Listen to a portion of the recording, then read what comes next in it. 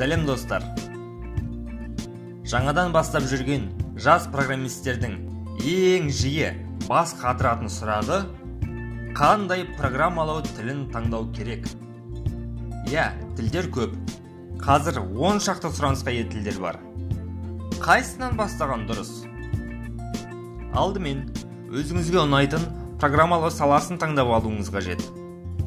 Программалауда мобильді қолданбалар, ойындар, веб-сайттар, десктоптық қолданбалар және тағы басқа сол сияқты салалар бар. Осы орайда өзіңізге қай сала ұнайтынын білу үшін әрбір саладан программа жазып, аздап дәмін татып көру керексіз. Сондықтан да біз Python тілінен бастауды ұсынамыз. Себебі оның көмегімен ойынды да, мобильді қосымшаны да, жасанды интеллекті де бәрін жасауыңызға болады. Сонымен қатар, жазылу форматы түсінуге қолайлы болғандықтан, жылдам әрі жеңіл үйренесіз.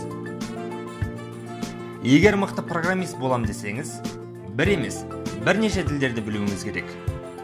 Pythonнан соң нені үйренеміз? Программалау салаларымызға қайта оралайық.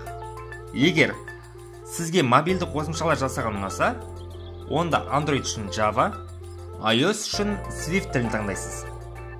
Келесі, егер ойын жасаған ұнаса, онда Unity қозғалтқышын және C# тілін үйренуіңіз қажет.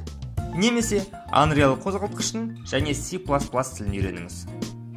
Одан соң, компьютерге арналған программалар жазамын десеңіз, Windows үшін C# немесе Java, Mac үшін Swift тілі. Ал енді веб саласын таңдасаңыз, онда HTML, CSS, JavaScript тілдерін үйренуіңіз қажет.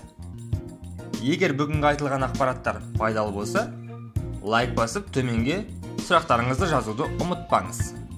Біз міндетті түрде жауап береміз. Сау болыңыздар.